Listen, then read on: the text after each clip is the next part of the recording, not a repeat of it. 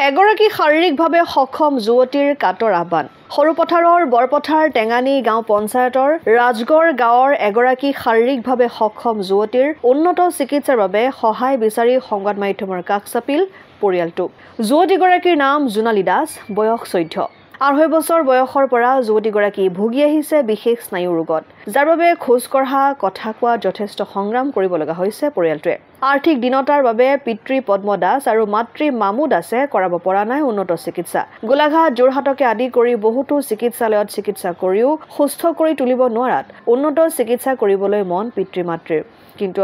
আৰ্থিক অনাটনে জুৰুলা কৰা পৰিয়ালটোৱে চিকিৎসা কৰে কেনেকৈ সামাজিক মাধ্যম বা টিভি চেনেলসমূহত মানৱদৰদী ব্যক্তিসকলে এনে ধৰণৰ ৰোগীসকলক সহায় কৰি থকা দেখা পায় সংবাদ মাধ্যমৰ জৰিয়তে সেই অৱগত কৰি সহায় বিচাৰিছে পৰিয়ালটোৰ যোগাযোগৰ নম্বৰ হৈছে 8099743887 2.5 বছৰ বয়সৰ মানৰ পৰা খোজ কাঢ়িব নোৱাৰে তাৰ পাছত আমি ধৰি লওক ওচৰে পাজৰে এনে চিকিৎসা চলাইছো কিন্তু যিমানটো ভাল হ'ব লাগে সিমানখিনি আমি আগবাঢ়িব পৰা নাই বিশেষকৈ আমাৰ ধৰি লওক টকা পইচা আৰ্থিক অৱস্থা অকণ বেয়া